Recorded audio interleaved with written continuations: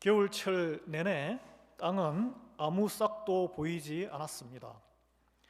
싹이 올라오더니 여러분 우리 하단에 보셨죠? 수선화가 노랗게 꽃을 피웠습니다. 또 시커멓게 나무 가지만 앙상했던 나무에 우리 동네는 이 자색 퍼플 목련꽃이 참 활짝 펴서 아름다워요. 그리고 벚꽃도 활짝 피었죠. 이제 빨간 철쭉이 피고 있습니다. 너무 아름답죠? 예. 그러나 이 또한 곧 여름이 오고 가을이 되고 겨울이 되면 언제 있었냐는 듯이 다 없어져요. 죽을 것입니다. 여러분, 해마다 4월 말이면 어김없이 꽃이 피어서 이제 새롭지도 않으시죠? 예. 그러나 꽃이 어김없이 다시 핀다는 것이 기적이에요. 예.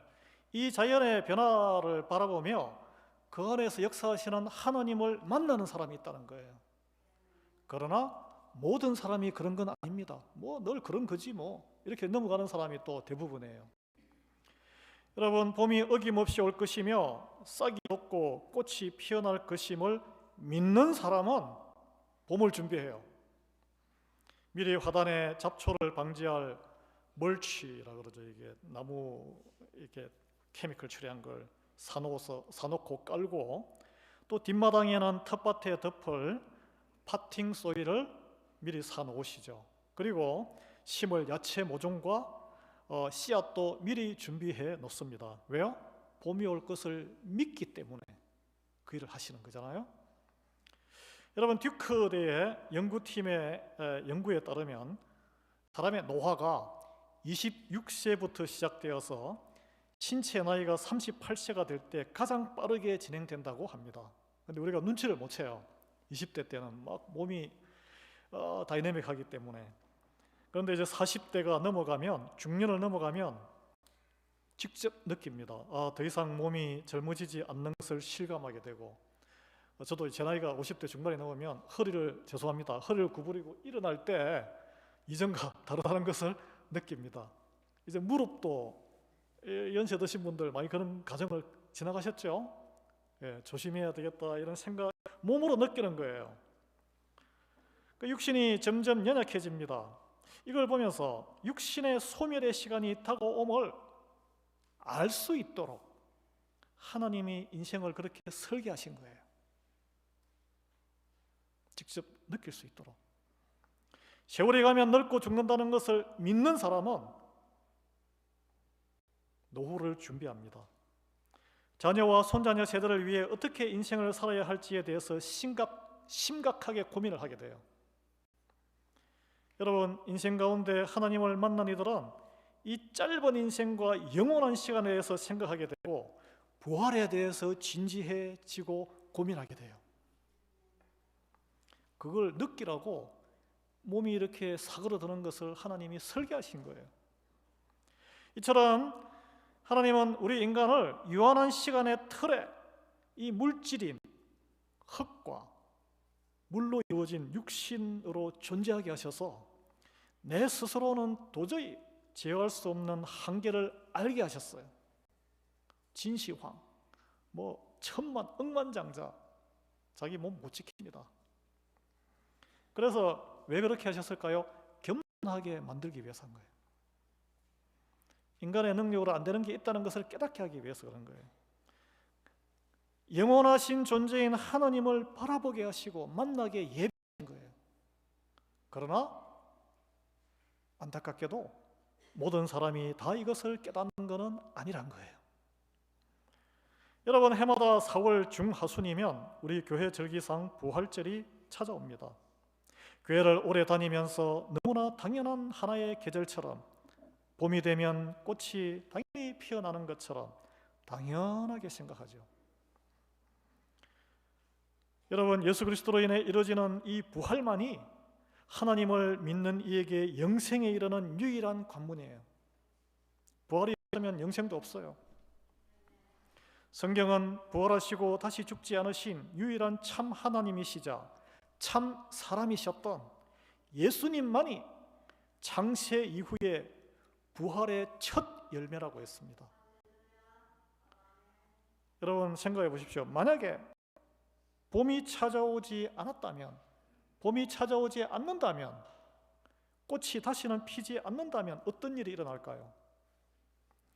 만약에 부활이 없다면 어떤 일이 일어날까요? 같은 질문이에요. 부활을 믿지 않는 이들이 사실은 굉장히 많아요. 우리 그리스도인들 중에도 많습니다.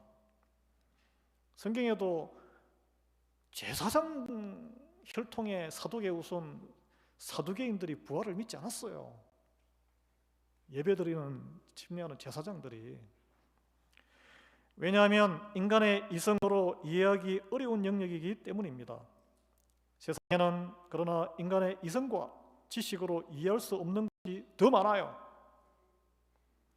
그 가운데 하나가 부활이 포함됩니다. 그래서 이 부활이 없다면 어떤 일이 벌어질 것인가에 대해서 이미 2000년 전에 사도 바울이, 그 명석한 분이, 성령 영성도 뛰어난 분이 심각하게 생각을 이미 했습니다. 그게 고린도전서 15장에 쭉 길게 나오는 해설입니다. 고린도전서 15장의 결론은 예수 그리스도의 부활은 역사적인 사실이고 믿는 자는 다 부활하게 된다는 것이 결론이에요. 거기에 대한 사도 바울의 문제 제기가 나옵니다. 여러분, 내심 믿기 힘드실 수도 있지만 예수 그리스도의 육신의 부활, 벽 뚫고 탁 가니까 무슨 SF 영화처럼 그런 게 아니냐 하는데, 육신의 부활을 역사적인 사실로 믿으셔야 해요. 역사적인 팩트. 그것이 우리가 믿는 십자가의 길, 십자가의 도, 예수 그리스도 복음의 진수입니다. 예. 이게 만약에 거짓이라면 우리 신앙은 근본부터 무너지게 되는 거예요. 예수님께서 요한복음 11장 25절에 직접 말씀하셨습니다. 나는 부활이요 생명이니 나를 믿는 자는 죽어도 살겠고 무릇 살아서 나를 믿는 자는 영원히 죽지 아니하리니 내가 이것을 믿느냐? 누구에게 한 말입니까? 마르다에게, 슬픔에 젖어 있는 오빠 또는 동생이라고 하는데 하여튼 영어로는 시블링, 남자 형제인 나사로의 죽음을, 이미 죽었어요, 슬퍼하고 있는 마르다에게 믿음을 확정하는, 묻는 질문입니다. 아니, 우리 육신이 죽는데 어떻게 살아있다고 말씀하시지? 육신이 쓰러지는 것은 죽음이 아니란 거예요. 그리고 예수님께서 죽은 나사로가 몸으로 다시 살아나는 부활의 능력을 그들에게 보여주셨어요. 제자들도 다 봤습니다. 죽은 자가 살아나는, 걸어서 나오는 것을. 그럼에도 제자들은 부활을 믿지 않았죠. 믿지 않았어요. 마지막까지 막 손에 구멍에 손가락 넣어가면서 확인까지 하려고 그러고. 부활이 없다면 예수님의 이 말씀도, 나사로의 부활 사건도 다 거짓말이 되는 거죠. 예수님은 부활을 도저히 믿지 못하는 당 세대에 2000년 전의 사람들에게 부활은 생명을 만드신 분이 하나님, 그러면 생명을 죽이기도 하시고 다시 살리시기도 하시는 하나님의 권능 안에, 손 안에 있다는 것을 이미 입증하시고 보여주시기 위해서 직접 사역 3년 기간 동안 죽은 자를 살려내시는 사역을 하셨고 보여주셨잖아요. 예. 회당장의 야이로의 딸을 살리셨고 백부장의 종을 살리셨잖아요. 나사로를 살리셨잖아요. 죽은 나사로를. 하나님께서는 자연현상과 우리 인생을, 내 몸을 통해서도 곳곳에 하나님이 살아계심을 깨달을 수 있도록 다 장치 준비해 놓으셨습니다. 우리는 단지 육신의 정욕의 눈이 멀어서 그 가운데 있는 하나님의 드러나심, 계시하심, 숨어 계심을 알아차리지 못할 뿐이에요. 왜냐하면 세상에 너무 분주해서. 이 분주함이 사탄이 좋아하는 거예요. 적이에요. 고요히 주님을 만나는 시간이 필요해요. 예. 이미 예수님께서 부활이 가능함을, 죽은 자가 다시 살아나는 것을 하나님의 능력으로, 주님의 능력으로 살아난다는 것을 사역을 통해 보여주셨지만 눈으로 보고도 당 세대의 사람들은 물론 제자들도 믿지 못했다는 거예요. 우리는 어떻습니까? 2000년이 지난 지금 오늘 여기에 계신 분들 가운데에서도 예수님의 부활 사실을 믿지 못하거나 더불어 나의 부활조차 확신이 없는 이들이 있다면, 또는 이 땅에 이 짧은 인생도 이렇게 힘든데 내가 영원한 시간을 지겨워요, 너무 힘들어서 못 살겠어요, 그 부활 이후에 약속된 영생을 지금 우리의 삶과 똑같은 것으로 생각을 하시는 분이 있다면 오늘 예배를 통해 부활의 확신을 갖게 되기를 바랍니다. 다릅니다. 부활이 없다면 예수님을 믿는 우리의 믿음도 헛것이고 우리의 죄는 해결되지 못하고 여전히 죄의 발목에 서 죄책감에 또는 아니면 뻔뻔한 사람으로 멸망의 길을 걸어갈 것이고 여전히 죄 가운데 있을 것이라고 바울이 고린도 전서에서 15장에서 이미 변정했습니다. 그리고 말하기를 부활이 없다면 세상 사람들 가운데 우리가 가장 불쌍한 사람들이라고 그랬어요. 축복받은 사람이 아니고. 부활이 없다면 이 땅의 생애가 끝이잖아요.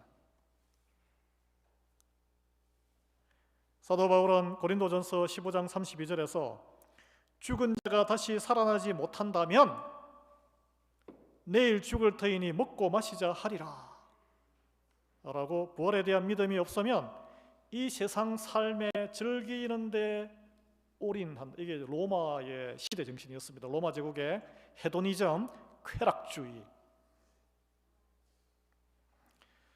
만약 어떤 사람이 여러분 가운데 스스로 생각하기를 나의 생각과 가치관과 나의 삶의 스타일과 내가 집중하는 모든 것이 이 세상의 행복과 즐거움과 복락의 행복의 최대 가치 pursue happiness에 집중되어 있다면 간단해요.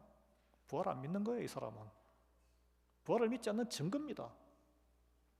스스로를 속일 필요가 없어요. 그러나 명확한 것은 부활이 있다는 거예요. 부활의 첫 열매인 예수 그리스도가 다시 오실 때에 그 약속은 아직 이루어지지 않은 말씀이고, 그리스도에게 속한 자들은, 믿음으로 속한 자들은 모두 새로운, 나의 지금 육신이 아니고 새로운 온전한 육신으로 부활하게 된다고 성경 말씀은 약속하고 있습니다. 그러나 예수님으로 인해서 또는 구약 성경의 선지자들로 인해서 죽었다가 다시 살아난 사람들이 사례가 많아요. 근데 왜 예수님이 부활의 첫 열매라고 하는 이유는 무엇일까요? 예수님의 은혜로 죽었다가 다시 살아난 나사로, 해당장 야이로의 딸, 백부장의 종, 구약시대 엘리야가 살린 나인성 과부의 아들, 엘리사가 살린 수넴 여인의 죽은 아들 등 부활을 경험한 사람들은 다 죽었어요. 다시 살아났지만 다 죽었어요.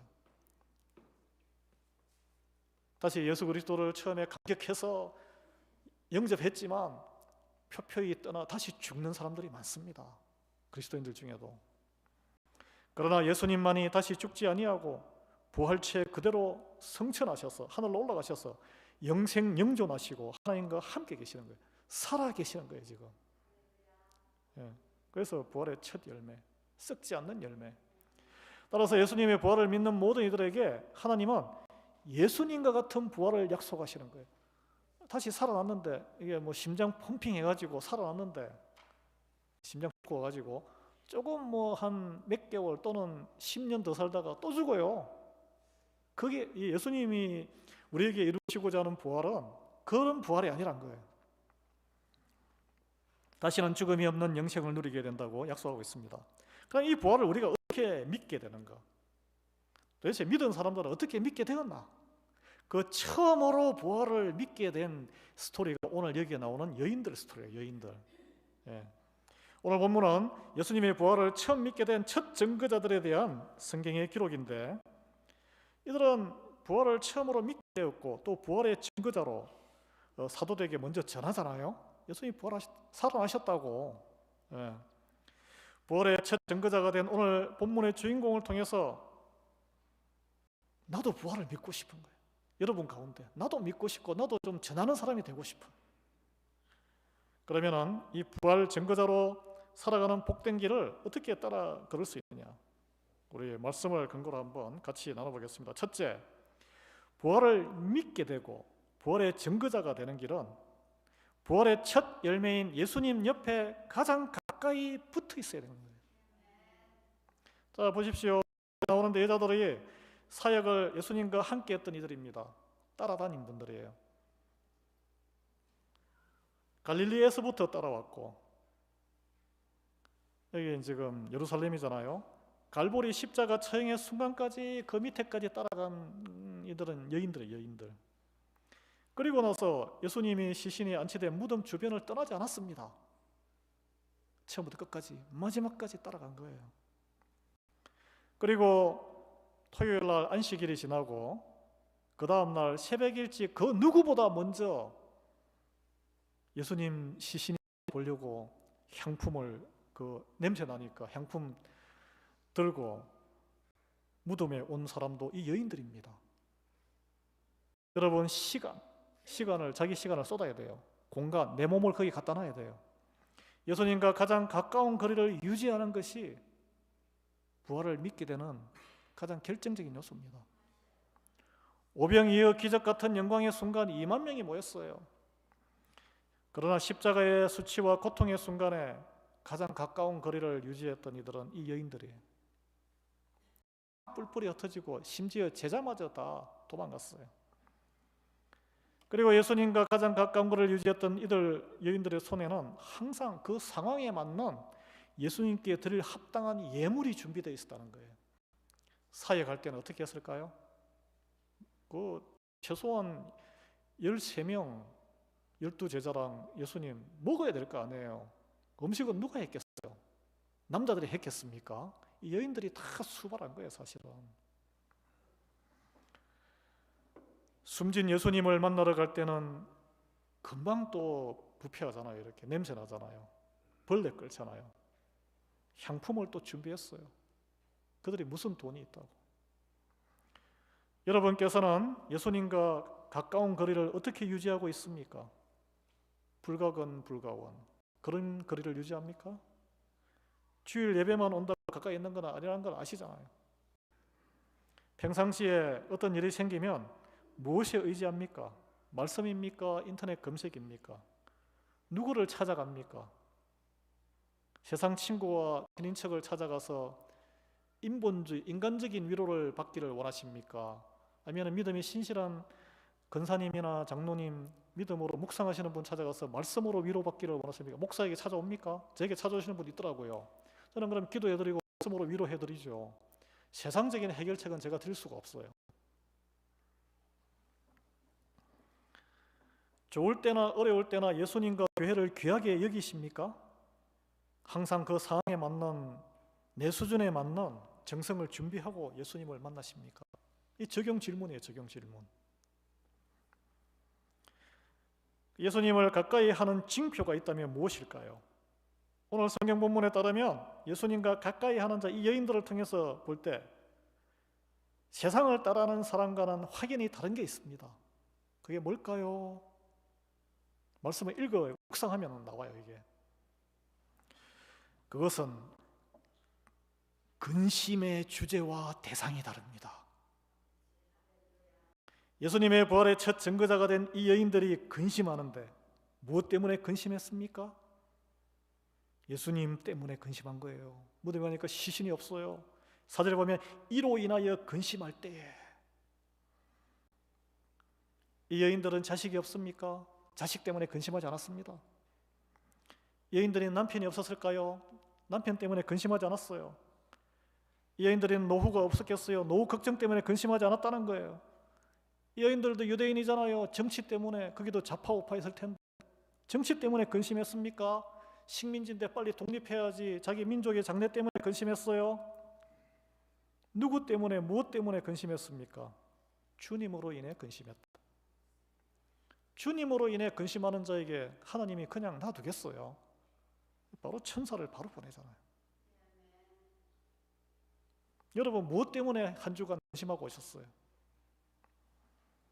예수님으로 인해 근심해 본 적이 있습니까? 세상은 다 허물어지고 다 교회를 떠나고 하나님의 나라가 허물어지는데 그리스도의 몸된 교회를 위해서 근심해 본 적이 있습니까? 내가 뭐 왜 그 근심에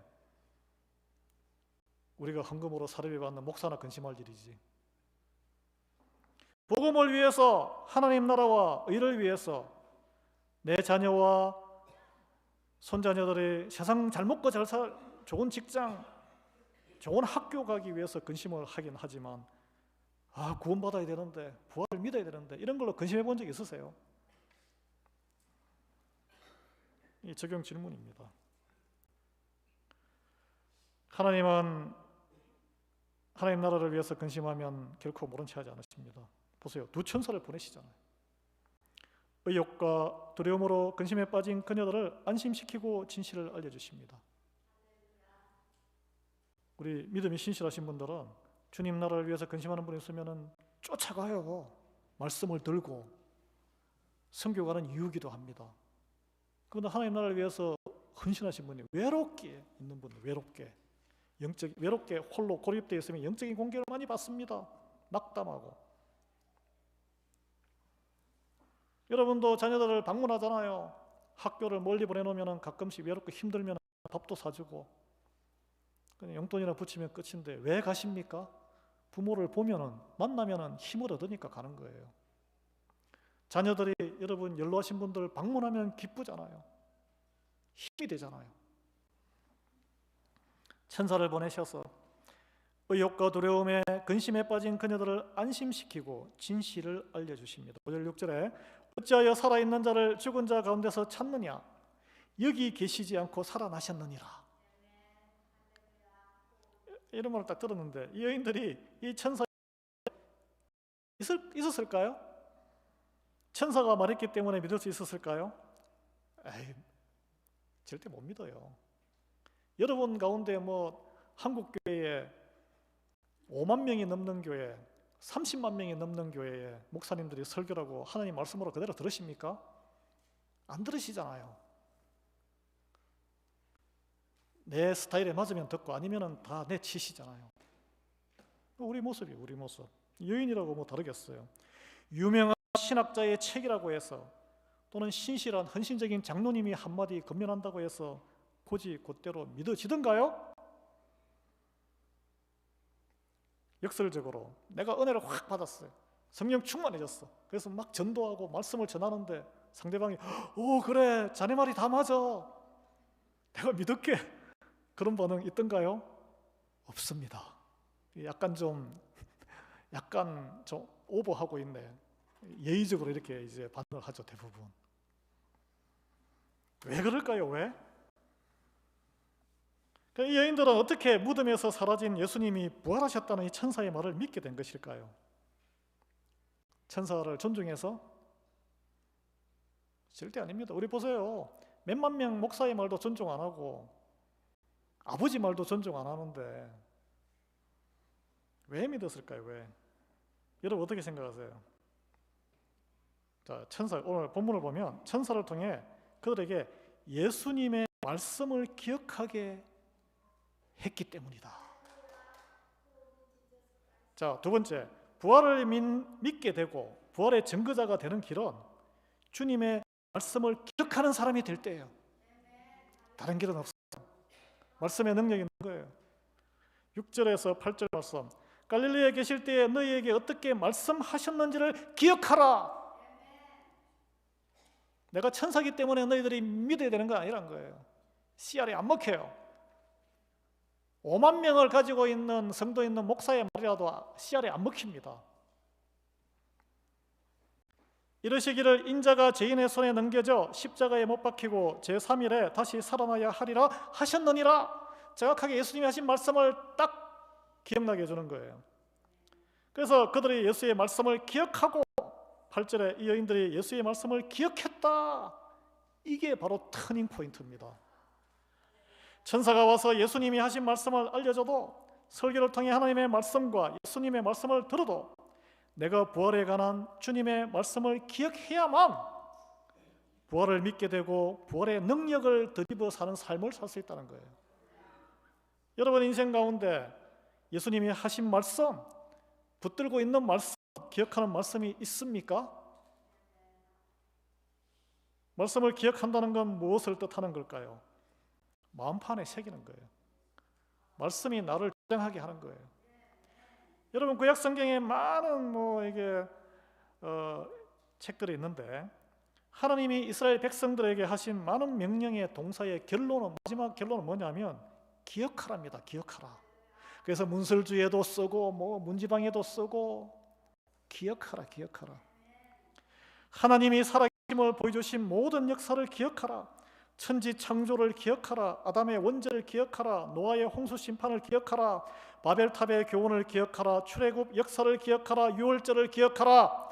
홍해의 기적을 기억하라. 만나와 메추라기를 기억하라. 구름 기둥과 불 기둥으로 인도하심을 기억하라. 하나님의 약속을 기억하라. 구유에서 태어나신 어린 양 예수를 기억하라. 폭풍우를 잠재우신 예수님을 기억하라. 오병이의 기적을 기억하고 문둥병자를 낫게 하시고 죽은 이를 되살린 예수님을 기억하라. 서로 사랑하라는 말씀을 기억하라. 가서 모든 민족을 제자 삼아 삼일체 하나님 이름으로 세례를 베풀고 제자 삼으라는 말씀을 여러분 기억하십니까? 우리의 죄를 사하시려고 십자가에 매달리사 숨지신 예수님을 기억하라. 육체로 다시 살아나신 예수님의 부활을 기억하라. 그래서 성찬식 하는 거예요. 구름 타고 성찬하신 예수님을 기억하라. 심판주로 다시 오실 예수님의 이루어지지 않은 그 약속을 기억하고 살아라. 기억하라. 말씀을 기억하라. 하나님의 말씀을 기억하라. 예수님이 심판주로 다시 오시겠다고 하신 약속의 말씀을 기억하라. 예수님의 말씀을 이 부활을 한다 3일 만에 부활한 이 말씀을 그때 딱 기억한 그 순간부터 그 여인들이 예수님의 부활을 사실로 받아들였어요. 눈으로 보지 않았는데 아직. 그래서 부활을 전하는 증거자로 변했습니다. 9절에 무덤에서 돌아가 이 모든 것을 11사도와 다른 모든 이에게 알리니. 주님의 말씀을 기억합시다. 주님의 말씀을 기억하니까 이 여인들이 부활을 믿었을 뿐 아니라 첫 증거자로 영광스럽게 쓰임받게 되는 거예요. 기억하지 않았으면 에이 헛소리 하고 있네 하고 그냥 가는 거죠. 우리도 마찬가지예요. 말씀이 내 안에 없으면 소리하고 여러분 입 꽂고 아무 대접해 보세요.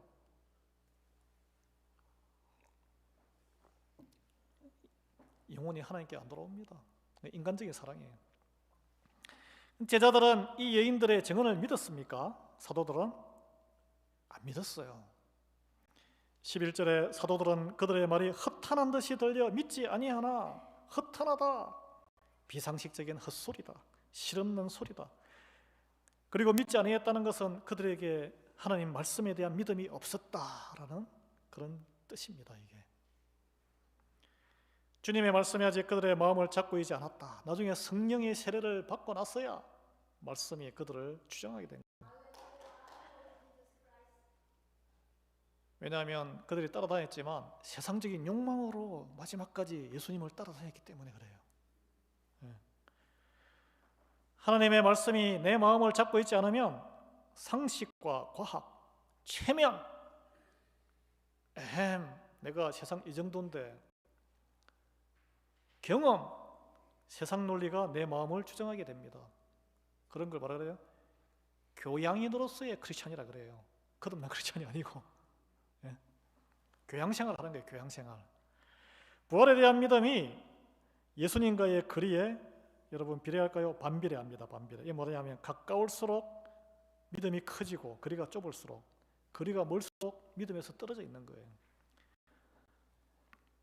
제자들은 당시만도 상황에 좌우되었던 이들이었습니다. 예수님이 이적을 발휘하실 때는 서로 자리 다툼했어요. 내가 드디어 이제 큰절이 앉는구나. 환호했어요. 십자가 매달려 고난받을 때 어떻게 했습니까? 체포될 때부터 도망쳤잖아요. 마가는 이불로 막 둘러쓰고 도망가고. 그리고 결국으로 부활의 증거에 대해서 반응 지수는 제로, 바닥입니다. 왜냐하면 그들의 마음을 말씀이 사로잡고 있지 않고 환경적인 두려움이 사로잡고 있기 때문입니다. 제자들 가운데 유일하게 또 딱 스탠드업 하는 사람이 있는데 베드로예요. 베드로가 벌떡 일어나서 무덤으로 달려가서 현장을 확인하고 빈 무덤에 놀란 뒤에 아무런 판단 없이 집으로 돌아왔어요. 부활을 믿지는 못했지만 현장은 확인했어요. 무엇이 베드로에게 자기 동료와는 다른 반응을 가져오게 했을까요? 여러분, 부활을 믿게 되고 부활의 증거자가 되는 세 번째 길, 오늘 본문을 바탕으로 우리가 의심이 많아요. 제자들처럼. 그런가? 의심 반 믿음 반의 상태일 때 오늘 베드로를 통해서 보면 말씀에 순종하는 행동으로 진실을 점검할 수 있다는 거예요. 어떨 때 그걸 점검할 수 있다고요? 순종할 때. 의심이 있지만 순종해서 주님께 나아갈 때. 왔다 갔다 할 때 있잖아요. 이게 그 주판 튀기면서 오늘 내 이런데 이 하면은 시간이 이만큼 날아가고 내가 이렇게 바쁜데 이만큼 손해보고 피곤하게. 그럴 때 어떤 결정? 점핑. 교회와 주님에게 점핑하면 더 다가가는 거예요. 베드로는 예수님의 십자가 고난의 날에 도망친 다른 제자들과 달리 또는 제자들은 멀리 도망갔고 여인들은 십자가 밑에까지 따라갔잖아요. 이 베드로는 어중간한 자리를 유지한 거예요. 지금 그 빌라도의 관정에서 막 세 번 부인하고 멀리서 이렇게 따라간 거예요. 그래서 부활하실 것이라는 말씀이 생각 말 듯, 믿겨질 듯 말 듯, 의심 반 믿음 반 간보는 거죠. 그런 상태였던 베드로, 잘한 거는 과감하게 듣고 현장을 확인하는 선택을 했다는 거예요. 그래서 제자들 가운데 그 누구보다 같이 뛰어간 젊은 요한이 같이 먼저 뛰어갔는데 추월해서 가장 빨리 부활을 믿게 된 것이 베드로입니다. 여러분 가운데 새로운 온전한 육신으로 부활해서 영생 복락을 누리면 좋지라고 생각은 하지만 그게 잘 믿겨지지 않는 이들이 있을 수 있습니다. 제자들도 그랬는데 긴가민가 믿음 반 의심 반 경계선 상태에 오늘 본문에 또 베드로와 같은 상태라면 명확하게 부활에 관한 성경의 말씀이 믿겨지지도 또는 생각나지도 않는다면 베드로처럼 과감하게 행동하셔야 돼요. 양육 프로그램에 뛰어드시고 말씀을 읽어보시고 매일 귀에 딱지가 않도록 들은 이야기 나와는 상관없지 하지 마시고 해보시는 거예요. 예배 열심히 참여해보시고 봉사에 뛰어들어 보시고 피곤하죠. 그래서라도 부활의 확신을 갖게 되기를 바랍니다. 나아가서 부활의 증거자가 되는 베드로처럼 하나님 나라의 기둥으로 성장하기를 예수 그리스도의 이름으로 축원합니다. 말씀을 결론 맺겠습니다. 예수님이 죽음을 이기고 다시 살아나신 것은 역사적인 사실입니다. 우리가 믿음으로 받아들인 복음의 핵심 진리예요. 그리스도인들은 예수님의 부활을 믿을 뿐 아니라 그 부활을 전하는 증거자의 삶을 살아가도록 부름받은 사람들입니다. 어떻게 부활을 믿을 수 있고 부활의 증거자로서 살아갈 수 있는가? 부활의 첫 증거자가 된 오늘 본문의 여인들이 그 길을 열어 보여주고 있습니다. 첫째, 부활의 첫 열매인 예수님 옆에 가장 가까이 붙어 있도록 애쓰는 거예요. 나의 마음과 나의 몸이 예수님 곁에 가까이 있지 못하도록 아직 정리되지 않은 나의 세상적인 욕구와 습관이 있다면 무엇입니까? 나무가 막 이렇게 가지치기를 하잖아요. 봄 되기 전에 가지치기 하셔야 돼요. 둘째, 주님의 말씀을 기억하는 사람이 될 때 부활을 믿게 되고 부활의 증거자로 살아가게 됩니다. 이제 결단하시기를 권면합니다. 매일 내가 기억해야 할 하나님의 말씀, 주님의 말씀을 붙들고 하루를 그 말씀 안에서 말씀을 이루기 위해 살아가는 우리 되기를 바랍니다. 세 번째, 부활과 하나님의 말씀에 의심 반 믿음 반의 상태에 있을 때 말씀에 순종하는 선택을 하십시오. 의지적으로. 그래서 의도적인 행동으로 하나님의 살아계심을 점검하는 거예요. 천사들을 보내주실 거예요. 돕는 천사를 그 옆에 더 신실한 그 길을 먼저 걸어가신 신실한 분들일 수도 있고, 하나님이 그냥 홀로 내버려 두지 않으실 겁니다. 육신이 쓰러져도 나를 사망의 근세가 결코 무너뜨릴 수 없는 예수 그리스도로 말미암은 부활의 소망, 매일 말씀과 함께 부활의 첫 열매이신 예수님과 교제하며 더불어 누리며 승리하는 한 주간 되기를 예수 그리스도로 축원합니다. 기도하겠습니다. 하나님, 독생자 예수님을 극한의 고통 가운데서 죄인 우리의 죄 사명과 구원을 위해 십자가에 매달리게 하시고 사망의 근세를 이기시고 부활하게 하사 부활의 첫 열매가 되게 하시며 예수 그리스도를 믿는 모든 이에게 부활과 영생의 소망을 갖게 해주심을 감사드립니다. 우리가 예수님과 더욱 가까이 있게 하시고 주님의 약속의 말씀을 기억하게 하시며 의심이 가득할 때에도 믿음으로 순종하는 행동을 선택할 수 있도록 도와주시옵소서. 그래 우리가 부활을 확실하게 믿어 이 땅의 인생을 먹고 마시는 데 소진하지 않게 하시옵고 부활의 복음을 다른 이들에게 전가하는 전거자로 귀히 쓰임받는 인생 되게 은혜 베풀어 주시옵소서. 믿는 이를 위해 사망을 이기시고 부활하신 예수 그리스도의 이름으로 기도합니다.